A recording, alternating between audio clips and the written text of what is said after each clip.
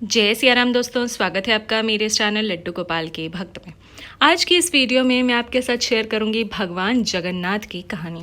भगवान जगन्नाथ जहां लोग दूर दूर से जो है दर्शन करने आते हैं, उनकी कई कहानियां प्रसिद्ध हैं। उन्हीं में से एक ये भी कहानी है जहां वो भक्त के लिए मंदिर का त्याग करके, नियमों का त्याग करके भक्त की कुटिया में जाते थे खिचड़ी खाने।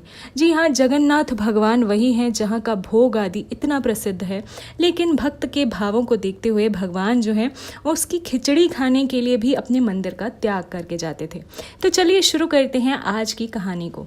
भगवान जगन्नाथ के दर्शन करने के लिए लोग दूर दूर से आते हैं। उन्हीं में से थी उनकी एक भक्त भी, जो भगवान जगन्नाथ के दर्शन करने आई और उसके बाद उसके मन में जो है ममता जाग गई और उसका मन ही नहीं किया कि वह वापस घर लौटे। उसे लगा कि अपने पुत्र को छोड़कर वह वापस घर लौटकर क्या करे। इसीलिए उसने जो है जगन्नाथ मंदिर के पास ही अपने लिए एक छोटी सी कुटिया बना ली। वहीं पर जो है रहने लगी, थोड़ा सा काम भी ढूंढ लिया और रोज़ जो है भगवान जगन्नाथ के दर्शन करने जाती थी। उसने जगन्नाथ भगवान के दर्शन करते हुए ये देखा कि मंदिर के पुजारी जी जो हैं भगवान को सुबह सुबह ही उठा देते हैं, नहला धुलाकर सजा कर बिठा देते हैं और उसके बाद मंदिर में कर देते हैं पर्दा। और उसके बाद जो है सभी व्यवस्थाएं आदि करने के बाद जो है आरती करते हैं और फिर जाकर कुछ भोग लगता है। तो सुबह से नहाए धोए बैठे जो जगन्नाथ भगवान हैं उन्हें कुछ भी खाने को नहीं मिलता है। इस प्रकार का भाव जो है उसके मन में आ गया और उसने ये सोचा कि वह जो है स्वयं जगन्नाथ भगवान के लिए भोग बनाएगी। तो वह सुबह उठती और उठते ही सबसे पहले रसोई घर में जाती, खिचड़ी बनाती। खिचड़ी बनाकर जो है वो मंदिर में लेकर आती, लेकिन पुजारी जी भी नियमों से बंधे हैं तो वह उसकी खिचड़ी लेने से मना कर देते।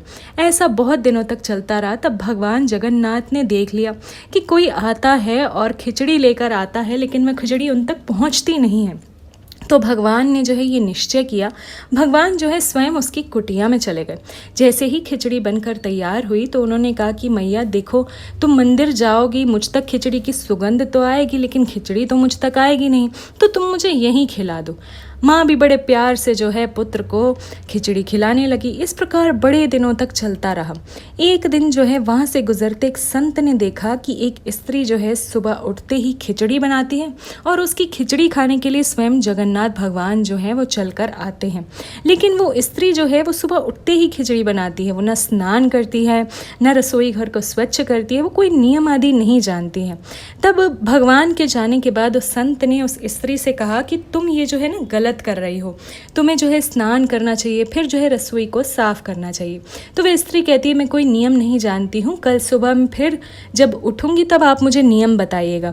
अगले दिन सवेरा होता है, वह जैसे ही उठती है उसके बाद जो है वह संत उसे कहते हैं जाओ पहले स्नान कर आओ।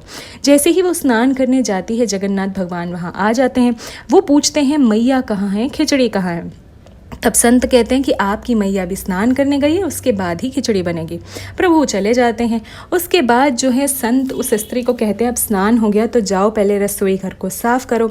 जैसे ही वो रसोई घर साफ करने जाती है जगन्नाथ भगवान फिर आ जाते हैं, फिर पूछते हैं कि मैया कहाँ है, खिचड़ी कहाँ है। तब जो है संत कहते हैं कि अभी मैया जो है रसोई घर को साफ कर रही है, उसके बाद खिचड़ी बनेगी और उसके बाद ही मिलेगी। इसके बाद जो है मैया जो है खिचड़ी बनाने लगती हैं। अभी खिचड़ी पूरी तरह से बनी भी नहीं है कि फिर जगन्नाथ भगवान आ जाते हैं और कहते हैं मैया कहाँ है, खिचड़ी कहाँ है। तब संत कहते हैं कि अभी खिचड़ी बन रही है। मैया भी जो है रसोई घर से आवाज़ लगाती है कि रुको लल्ला, खिचड़ी अभी बन रही है। तो भगवान जो है रुक जाते हैं। खिचड़ी जो है गर्मा गर्म बनकर आती है।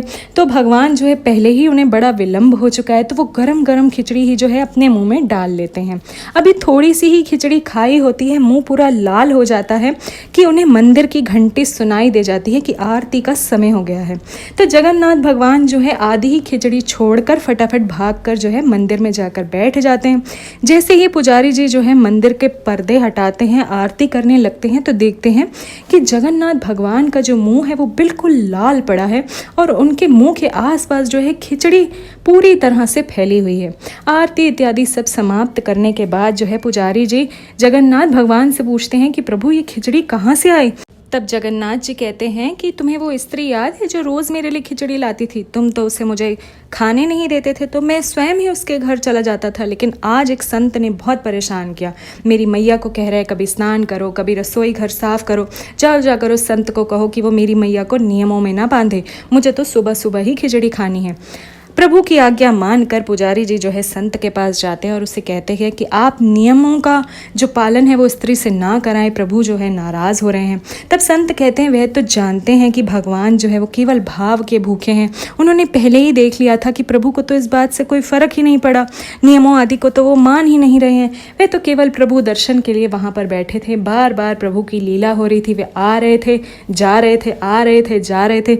इसी चीज़ को देखने के लिए जो है वो वहाँ बैठे हुए थे। तो देखा आपने, भगवान जो है वो किसी भी प्रकार के नियमों को नहीं मानते हैं, किसी भी प्रकार के रीति नीतियों को नहीं मानते हैं, केवल भक्त के भाव देखते हैं। तो उम्मीद करती हूँ कि आज की ये कहानी बहुत अच्छी लगी होगी। अगर आपको मेरा चैनल थोड़ा भी अच्छा लगता है तो सब्सक्राइब कर बेल आइकन भी ज़रूर प्रेस कीजिएगा, ताकि मैं इसी तरह की वीडियोज़ आप तक लाती रहूँ। तो अभी के लिए जय श्री राम, जय माता दी।